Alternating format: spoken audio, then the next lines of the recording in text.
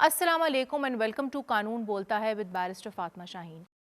नाजरीन, हम अपने आज के शो में ऑनरेबल जस्टिस आयशा मलिक साहिबा की appointment to Supreme Court of Pakistan के बारे में बात करेंगे। हम आपको बताएंगे कि जहां पे ये अपॉइंटमेंट सामने आई है वहां पे इससे मुंसलिक अभी नहीं बल्कि कुछ अरसे से क्या डिबेट भी सामने आई है, इसके ऊपर क्या मुख्तलिफ दो स्कूल ऑफ थॉट्स जो हैं वो एग्जिस्ट करते हैं। लेकिन मोस्ट इम्पॉर्टेंटली, क्योंकि हमारे शो का मकसद ये है कि हम आपको बताएं कि कानून जो है वो क्या कहता है, इसलिए अपने आज के शो में हम आपको ये बताएंगे कि जब हम कानून की बात करते हैं, जब हम कॉन्स्टिट्यूशन की बात करते हैं, तो पाकिस्तान में सुप्रीम कोर्ट में जजेस अपॉइंट करने का कानूनी तरीक़ेकार जो है वो क्या है, कॉन्स्टिट्यूशनल अमेंडमेंट्स जो हैं over a period of time वो क्या आई हैं इस इशू को लेकर। और उसके साथ साथ हम आपको ये भी बताएंगे कि अगर हम ये कहते हैं कि हमें रिफॉर्म की ज़रूरत है तो किस किस्म के रिफॉर्म की ज़रूरत है, किस रेलिवेंट प्लेटफॉर्म से जो है ये रिफॉर्म होना चाहिए। इन तमाम इशू से अपने आज के शो में हम बात करेंगे और इन पर बात करने के लिए मेरे साथ स्टूडियो में मौजूद हैं अली इब्राहिम साहब जो कि एडवोकेट हैं हाई कोर्ट के। अस्सलाम वालेकुम जी, welcome to the show. Thank you so much for you inviting most us. Welcome. उनके साथ तशरीफ फरमा है बैरिस्टर मरियम सलमान साहिबा जो कि एडवोकेट हैं हाई कोर्ट की। अस्सलाम वालेकुम मरियम, अस्सलाम वेलकम टू वालेकुम the show. Fatima, thank you for having me you on your most show. Welcome. And via zoom हमें ज्वाइन करेंगी जस्टिस रिटायर्ड आसरा इकबाल साहिबा जो कि हम सब जानते हैं साबिक जज रह चुकी हैं लाहौर हाई कोर्ट की। जस्टिस साहिबा, मैं चाहूँगी कि हम कॉन्वर्सेशन की स्टार्ट जो है वो आपसे लें। आप खुद जो है एक स्टीम जज रह चुकी हैं हाई कोर्ट की। हम जनरली देखते हैं कि हाई कोर्ट तक तो ख़वातीन जजेस पहुँच जाती हैं लेकिन सुप्रीम कोर्ट तक जो है अनफॉर्चुनेटली कोई नहीं पहुँची। लेकिन जस्टिस आयशा मलिक साहिबा को आप किस तरह से देखती हैं? आपको लगता है कि इससे हम देखें जेंडर बैलेंस तो नहीं इन ऑल प्रोबेबिलिटी अचीव कर सकते, लेकिन आपको लगता है कि ये एक सही स्टेप है टुवर्ड्स जेंडर इंक्लूसिविटी? देखिए, डेफिनेटली डाइवर्सिटी जो है ना, डाइवर्सिटी होनी ज़रूरी है। सुप्रीम कोर्ट हमारा एपेक्स कोर्ट है और यहाँ पे सिर्फ जजेस होते हैं 17 और इनके बाद दाद रसी आपने लेनी है तो खुदा के सिवा कोई नहीं। तो बहुत से केसेस औरतों के होते हैं, तकरीबन आधी आबादी हमारी औरतों की है और औरतें बड़ा घबराती हैं मर्द जजेस के सामने जाने। वो कहते हैं जी हमारी बात ही नहीं समझ सकेंगे। तो जो दिल की बात है ना वो तो औरतें ही समझ सकती हैं, इसलिए कोई ना कोई औरत होनी ज़रूरी है। अगर हम देखें जो सीडो हमने रेटिफाई किया हुआ है, convention for elimination of discrimination against women, तो कहते हैं हर जो सरकारी इदारा है उसमें कम से कम 30% ख़वातीन होनी चाहिए। तो अगर 30% होनी चाहिए और 17 जजेस हैं सुप्रीम कोर्ट के, तो कम से कम 5 हमारी ऐसी होनी चाहिए जो ख़वातीन है। लेकिन अभी तो एक भी हो गई तो मैं समझती हूँ बड़ी गनीमत है। आहिस्ता आहिस्ता वक्तन फ़वक्तन ज़्यादा हो जाएंगी। आप देखिए बांग्लादेश में, श्रीलंका में, अफ़गानिस्तान जैसे मुल्क में हो चुकी है जजेस सुप्रीम कोर्ट की औरतें और चीफ जस्टिस भी रह चुकी है। लेकिन ये देखिए कि हमारे यहाँ कोई भी नहीं। कि 1964 में फैमिली कोर्ट्स एक्ट में उन्होंने कहा था कि कम से कम एक खातून हर ज़िले में हो जो औरतों के जो है आइली मुकदमात ख़ास तौर पे का मतलब है फैमिली डिस्प्यूट्स, उनका फ़ैसला करे। लेकिन इतनी जजेस थी ही नहीं। तो उन्होंने कहा था जी एक ज़िले में 3 दिन बैठे एक जज खातून और 3 दिन दूसरे में बैठे। अब इतनी हो गई हैं माशाअल्लाह वहाँ पे औरतें जज होने की वजह से कि हर ज़िले में 2-2 जज औरतें हैं और इस तरीके से उनका नंबर बढ़ जाता है। 1994 में पहली दफ़ा पाकिस्तान की आला अदलिया में 5 जजेस मुकर्रर हुए। अब उनमें ज़्यादा इजाफा नहीं हुआ, इस वक्त भी मेरा ख्याल है 5 से ज़ायद नहीं है। तो इनका नंबर भी बढ़ाने की ज़रूरत है, या तो अफर्मेटिव एक्शन करे। अगर लाहौर हाई कोर्ट में 60 जजेस हैं तो उनमें से 20 जजेस औरतें होनी चाहिए। तो ये सब कुछ जो है ना, इसको एक बराबर के वज़न पे करना। मीज़ान क्या होता है? बराबर वज़न। तो बराबरी का तो कुछ ना कुछ हमें होना चाहिए ज़रूर। जी बेसिकली अली, मैं चाहूँगी कि मैं आपके कमेंट्स लूँ लेकिन उससे पहले मैं चाहूँगी कि मैं I was going through some statistics, उनको मैं कोट करूँ। अच्छा, अगर हम जाएं पाकिस्तान की विमेन जुडिशरी की रिप्रेजेंटेशन में, तो पहली खातून आला अदालत में जो है 1974 में आई थी। उसके बाद जो है सिंध हाई कोर्ट में 1994 में कुछ और ज़्यादा जजेस अपॉइंट हुई थी। फिर 2018 में जो है पहली दफ़ा एक खातून जज ने को जो है वो चीफ जस्टिस बनाया गया था बलोचिस्तान हाई कोर्ट में। आपको याद होगा जस्टिस सैयदा ताहिरा सफ्दर साहिबा थी, ठीक है। और फिर हम अगर एक इंटरनेशनल करें बेसिकली कंपैरिजन, जिस तरह के मैडम ने भी कहा, आप श्रीलंका की एग्जांपल ले लें, बांग्लादेश की ले लें, मलेशिया की ले लें, इतनी और कंट्रीज़ की ले लें जहाँ पे अभी मौजूदा तौर पे बहुत सारी ख़वातीन सुप्रीम कोर्ट जजेस बैठी हुई हैं, काम कर रही हैं। पाकिस्तान को इतना क्यों टाइम लगा है इस स्टेप तक आने में? बिकॉज आप देखिए 74 ईयर्स की हमारी हिस्ट्री है। कुछ तो जो है वो हमारा एक चेकर्ड हिस्ट्री भी रही है विद रिगार्ड टू फीमेल जजेस, बट ये भी कहना गलत होगा कि पूरी सोसाइटी जो है वो फीमेल जजेस के अगेंस्ट रही है. It's not justice Fakhrunnisa Khokhar could have become the जज ऑफ द सुप्रीम कोर्ट, लेकिन उस वक्त भी क्योंकि हमारी जो पास्ट के अंदर, अब तो हालात बहुत बेहतर हो गए हैं, ये भी बहुत एक अच्छी बात है कि हम इस फिजा के अंदर इस पे बात कर सकते हैं खुल के, वरना पहले और तो हो रही है अली, आप देखें सिर्फ पाकिस्तान के लेवल पर नहीं हो रही, इंटरनेशनली हो रही है इस चीज़ के ऊपर बात. लेकिन आपको नहीं लगता कि इसकी वजह, मैं एज अ फीमेल फील करती हूँ, आपका हो सकता है इसके ऊपर एक डिफरेंट ओपिनियन हो, एक वजह ये भी है कि जो सारे डिसीजन मेकर्स हैं वो ऊपर जो हैं वो सारे मेल हैं बेसिकली, बिकॉज ऑफ कोर्स एक पेट्रियार्कल सिस्टम है, ठीक है, तो अनफॉर्चुनेटली सो या ना चाहते हुए भी आपकी वो तरजीह आ जाती है फॉर द मेल जेंडर. मेरे ख्याल से अगर हम जूम आउट करके देखें तो हमें ग्रास रूट्स के ऊपर औरतों को जो वो इनकरेज करना चाहिए, उनको इंसेंटिवाइज करना चाहिए. अभी इस वक्त अगर आप शरा देखें वकीलों के अंदर, जो मर्द वकील हैं और जो ख़वातीन वकील हैं, तो वो ओवरवेलमिंगली जो मेजॉरिटी है वो मर्दों की है. तो अगर आप रिप्रेजेंटेशन की बात करें तो इस ओवरवेलमिंग मेजॉरिटी के अंदर एक खातून का आना ये आसान चीज़ नहीं होगी.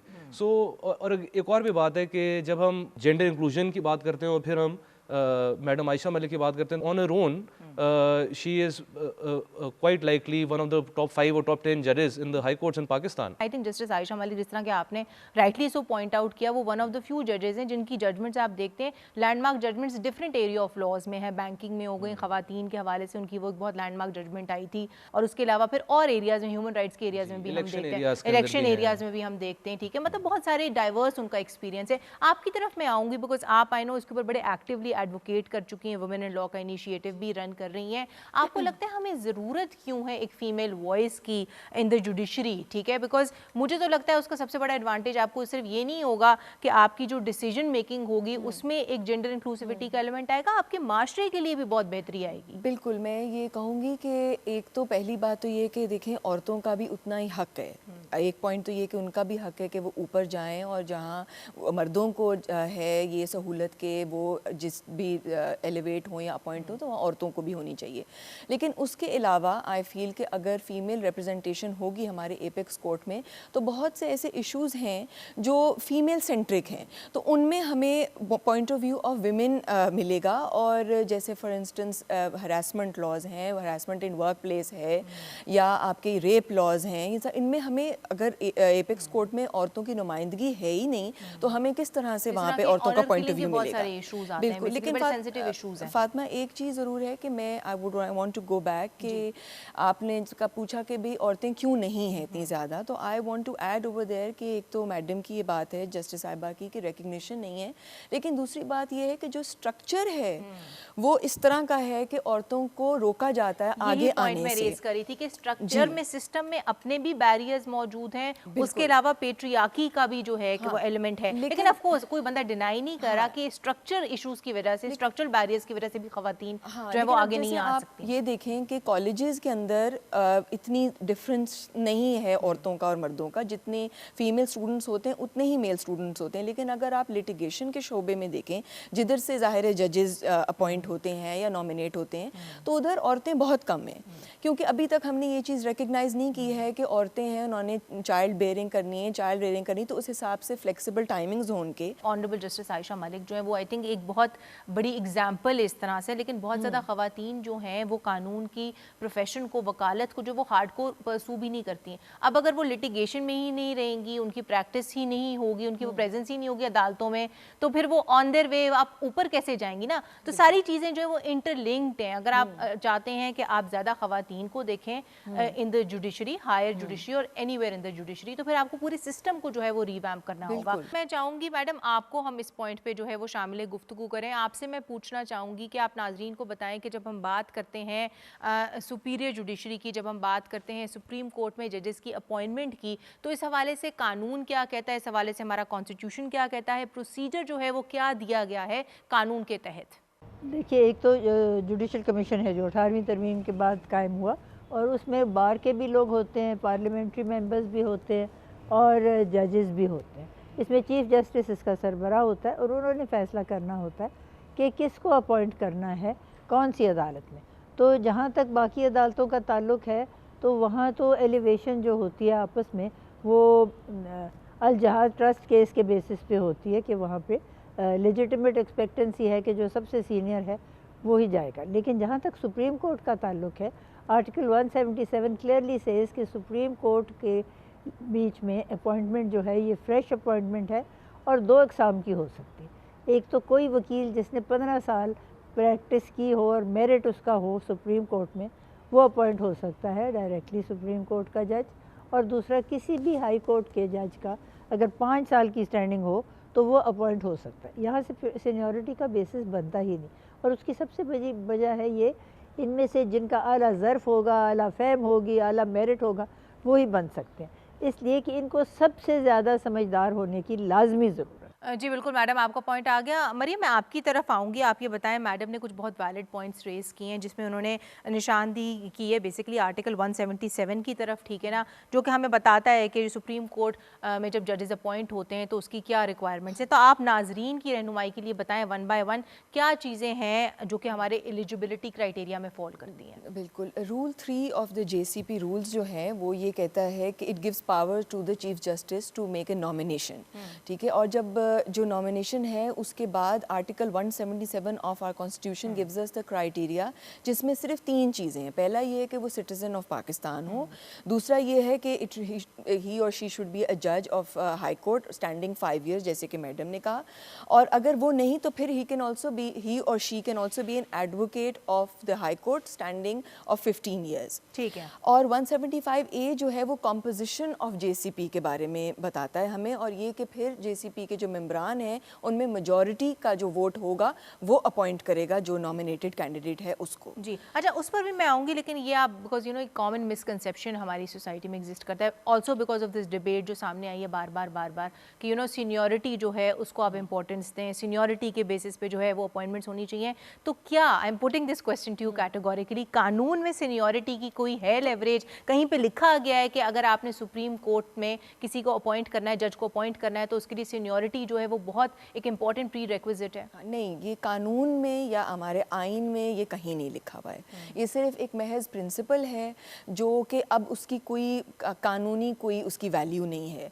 इसीलिए सब लोग जो भी थे जो मेरिट बेस्ड आर्ग्यूमेंट को सपोर्ट कर रहे थे वो यही कह रहे थे कि हमें अब इस सीनियरिटी प्रिंसिपल को रद्द कर देना चाहिए, और हर जो भी कैंडिडेट है वो अपनी काबिलियत के ऊपर उसको हमें अपॉइंट करना चाहिए, ना कि वो उनका ये जो है वो एक सीनियरिटी में उनका नंबर आया हुआ है तो इसलिए। बेसिकली तो I think by that litmus test 15 साल की अगर आपकी प्रैक्टिस है बतौर एडवोकेट हाई कोर्ट, तो मे बी आप में से भी कोई possibly can you know sit उस तरह से, जरूरी तो नहीं है, मेरी तो नहीं है अभी 15 नहीं साल है, की, लेकिन मे बी अली की कोई भी बन सकता है उस तरह से, उसमें सीनियरिटी का एलिमेंट जो है वो नहीं आता। अच्छा अली, आपकी तरफ मैं आऊँगी, प्रोसीजर पर भी मैं चाहूँगी हम बात करें, कॉन्स्टिट्यूशनल अमेंडमेंट्स पर भी हम बात करें, बिकॉज हम देखते हैं कि 18वीं तरमीम से पहले कुछ पोजीशन थी, 18th अमेंडमेंट के बाद कुछ आई, और फिर 19th अमेंडमेंट के बाद जो है वो चेंज हुई। तो नाजरीन की रहनुमाई करें कि किस तरह से ये पूरा प्रोसीजर जो है वो इवॉल्व किया है। जी फातिमा, इसमें 18वीं तरमीम से पहले तो प्रोसीजर जो है वो बड़ा एग्जीक्यूटिव सेंट्रिक था, जो कानूनी प्रोसीजर था जो आइन के अंदर तफवीज़ किया गया था, और वो ये था कि जो चीफ जस्टिस है रिस्पेक्टिव कोर्ट का, चाहे वो सुप्रीम कोर्ट का हो या वो हाई कोर्ट का हो प्रोविंशियल, वो एक पैनल जो है वो तजवीज़ करेगा प्रेसिडेंट को, and the president then will pick from that panel. इसके अंदर फिर एक लैंडमार्क केस आया जिसको जजेस केस भी कहते हैं, जिसमें सुप्रीम कोर्ट ने इसकी तशरीह कर दी कि जो कंसल्टेशन का लफ्ज़ इस्तेमाल किया गया था उस वक्त की लैंग्वेज के अंदर, इसका मतलब क्या है और इसका मतन क्या है। उन्होंने इस चीज़ को बिल्कुल वाज़ेह कर दिया कि जब एक चीफ जस्टिस एक नाम तजवीज़ कर देता है तो उसके बड़े क्लियर कोई रीजंस होने चाहिए for the president to then reject that nomination. चलिए, आपका पॉइंट आ गया। मैडम, मैं आपकी तरफ आऊँगी in coming towards the conclusion of the show. आपसे ये जानना चाहूँगी कि ये भी बहुत ज़्यादा डिबेट उठ रही है कि इस पूरे प्रोसीजर को जो है वो रिफॉर्म करना चाहिए, इसको चेंज करना चाहिए, इसके ऊपर मैडम आपकी क्या राय है? बात यह है कि देखिए, जो रिफॉर्म्स है इसका मतलब है कि हर एक इदारे में रिफ़ॉर्म हो सकता है। हमारे कवानीन जो है 1860 के, इनमें बहुत सारे रिफ़ॉर्म्स हो सकते हैं। इसी तरीके से जो ये तरीक़ेकार है जजेस की मुंतखब होने का, इसमें भी तब्दीली आ सकती है। सबसे पहले तो क्योंकि ये आइनी हैं तमाम आर्टिकल्स, तो इनकी तरमीम करने के लिए आपको आइन में तब्दीली लानी पड़ेगी, और ये पार्लियामेंट ही कर सकती है 2/3 अक्सरियत से। पहली बात तो ये। दूसरी बात ये कि ट्रांजैक्शन पासिंग क्लोज पे तो इसका असर हो ही नहीं सकता, जो हो चुका है वो वैसे ही रहेगा जैसे वो है। तो ये जो अब है इस वक्त जो सूरत हाल है, अगर उन्होंने आयशा मलिक को कर दिया है, देखिए आयशा मलिक के नाम से कोई मसला नहीं बनता, मसला ये है कि ख़वातीन होनी लाजमी है, क्योंकि वहाँ जहाँ डाइवर्सिटी की ज़रूरत है वहाँ सारे मर्द हैं, तो एक औरत का आना जो है बड़ी गनीमत है। दूसरी बात यह है कि ये जो पार्लियामेंट्री कमीशन है और जो जुडिशल कमीशन है, इसमें कोई औरत नहीं है। सो अगर रिफॉर्म करें तो एक तो इसमें औरत होने ज़रूरी है।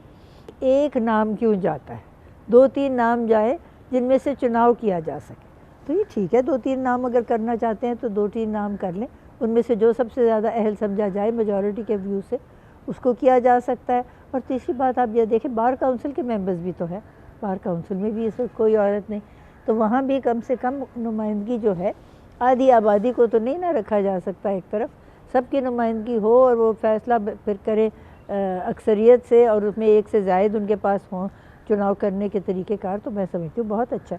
लेकिन ये रफ्ता रफ्ता सब चीज़ें तब्दीली आ सकती है, हमारे कवानीन में तब्दीली आ सकती है, आइन में तब्दीली आ सकती है, लेकिन ये रातों रात नहीं होना। इस वक्त जो हो चुका वो हो चुका, इसके बाद जो करे उसमें वो तब्दीली ले आए। जी बिल्कुल मैडम, आपका पॉइंट आ गया, लेकिन coming towards the conclusion of the show, आप क्या किस नोट पे शो को कंक्लूड करेंगे? मैं तो पर्सनली समझती हूँ अली के जस्टिस साहिबा, जस्टिस आयशा मलिक होपफुली जो है पाथवे पेव करेगी और ख़वातीन जजेस के लिए कि वो भी मोटिवेट हों और वो भी सामने एंड स्ट्रक्चर भी उनको इस चीज़ की इजाज़त दे।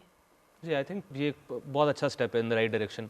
अभी इस वक्त हमारे पास बहुत मुतवसत हैं इस वक्त हमारी ख़वातीन। अगर आप बार रूम्स में जाएँ, आप अदालतों में जाएँ, आप जनरली प्रोफेशन को देखें, तो सिर्फ इसलिए कि अब हमने एक ख़ातून को जो वो सुप्रीम कोर्ट के अंदर अपॉइंट कर दिया है, इट डज़ नॉट मीन कि अब हम जो ख़वातीन है, जो उनकी ग्रास रूट्स मूवमेंट है, हम उनको इनकरेज करना, उनको इंसेंटिवाइज़ करना बंद कर दें। क्योंकि असल चेंज तो तब आएगा जब हम नीचे से देखें। जो टॉप डाउन अप्रोच है ये कभी काम की नहीं है। और वैसे भी अगर हम कहेंगे कि हम इक्वालिटी ऑफ आउटकम की तरफ जा रहे हैं, मेरे ख्याल से हमें इक्वालिटी ऑफ अपॉर्चुनिटी की तरफ जाना चाहिए कि आप इस चीज़ का ये चीज़ मेक श्योर करें कि जो एक ख़ातून है जिसने ए लेवल या एफएससी या हाई स्कूल ख़त्म किया है, तो वो उसके लिए बैरियर्स टू एंट्री कितने हैं प्रोफेशन के अंदर, उन चीज़ों को ख़त्म करें, उनको फ़रोग़ दें, उनको ऊपर लेके आएँ, उनको इंसेंटिवाइज़ करें, उनके लिए ये जो बार रूम्स और कोर्ट्स हैं इनको कंड्यूसिव एनवायरनमेंट दें। ये वाले वो स्ट्रक्चरल रिफॉर्म्स हैं जो हमें चाहिए। और स्लोली बट श्योरली 15-20 साल के अंदर जब रिप्रेजेंटेशन जो है उसका पलड़ा थोड़ा सा बराबर हो जाएगा, then we will see so many women knocking on the door of the Supreme Court. लेकिन देखिए ना, इसी आर्ग्यूमेंट को अगर आप एक डिफरेंट पॉइंट से देखें, आई एग्री विद व्हाट जो अभी आप बात करें, मैं आपकी बातों से मुत्तफिक हूँ, लेकिन मुझे लगता है कि अगर ख़वातीन एपिक्स कोर्ट में बैठी हुई ही होंगी, वो डिसीजन मेकिंग में उनका एक इंपॉर्टेंट पार्ट होगा, तो वो नीचे वाली ख़वातीन को जो है वो फैसिलिटेट करेंगी। तो आप बिल्कुल सही कह रहे हैं कि चेंज जहाँ पे हमेशा से बॉटम से डाउन नहीं आना चाहिए, वहाँ पे बोथ वेज। जज का काम है लॉ को फैक्ट्स पे अप्लाई करना डिस्पैशनेटली। अगर आप सुप्रीम कोर्ट के अंदर हैं तो आपका ये भी काम है कि आप जो आइन की जो अल्फाज हैं उनको ताबीर दे रहे हैं। सो ये बिल्कुल पॉसिबल है कि उनकी जो ताबीर देने का जो प्रिंसिपल्स हों वो इस चीज़ से इन्फॉर्म्ड हों कि वो खातून है, उनका एक्सपीरियंस खातून का है। होगा। ये कहना बिल्कुल गलत होगा। एक तसलसल शुरू हुआ है, तसलसल देखिए शुरू तो हुआ और एक जेंडर नैरेटिव right ऐड हुआ है direction ना। में। पाकिस्तान के हाईएस्ट कोर्ट में पहली दफ़ा एक खातून जज ठेंगी तो उनका जो एक नैरेटिव होगा, अब देखा जिस तरह कि आपने पहले अर्लियर ये बात कही, 100% केसेस में तो ये चीज़ अब नहीं होगी ना। वो तो आप एक स्वीपिंग स्टेटमेंट तो किसी भी के सिनेरियो में नहीं दे सकते, ठीक है ना। लेकिन एक जनरली जिस तरह से उसका देखने का नजरिया होगा वो तो जरा ज्यादा प्रो विमेन होगा ना। और बहुत जो जूनियर्स हैं वो भी इस चीज़ से मुतासिर होंगे कि ये ऊपर जाने का अब रास्ता खुल गया है, कि अगेन नल से एक तसलसल शुरू हुआ है, तो वो अब रुकना नहीं चाहिए। जी बिल्कुल मरियम, आपका पॉइंट आ गया। Thank you so much Ali sahab, thank you so much barrister Maryam, and thank you so much justice sahiba, आप सबका कि आप सब लोगों ने अपना कीमती वक्त निकाला and you choose to be a part of our show. जी नाजरीन, आपने आज का हमारा शो देखा जिसमें हमने बेसिकली बात की, इरादा हमारी तरफ से ये कोशिश थी कि हम एक बहुत बेसिक लेवल पे आपको बताएं कि जब हम बात करते हैं जुडिशल अपॉइंटमेंट्स की in the Supreme Court of Pakistan, जो कि रिसेंटली एक बहुत रेजिंग इशू रह चुका है, ख़ास तौर पर जस्टिस आयशा मलिक के हवाले से, तो हम आपको बताएं इसके ऊपर कानून क्या कहता है, इस पर लॉ क्या कहता है। एवरीथिंग असाइड, एक बहुत बेसिक लेवल पे बतौर एक फ़ीमेल लॉयर मैं ये चीज़ समझती हूँ कि जस्टिस आयशा मलिक की अपॉइंटमेंट जो है इन सुप्रीम कोर्ट ऑफ पाकिस्तान एक डेफिनेटली बहुत वेलकम मूव है, बिकॉज इफ़ नॉट एनीथिंग ये एक बहुत जेंडर इंक्लूसिव एलिमेंट जो है हमारे जुडिशल डिसीजंस में ऐड करेगा। ना सिर्फ मैं समझती हूँ इससे क्वालिटी ऑफ डिसीजन मेकिंग बेहतर होगी, बल्कि माशरे में ओवरऑल जो है एक पॉजिटिव इम्पैक्ट भी आएगा। आज के लिए इतना ही। अगले हफ्ते तक के लिए अपनी मेज़बान फातिमा शाहीन को इजाज़त दें। तब तक के लिए अपना बहुत सारा ख्याल रखें। खुदा हाफिज़।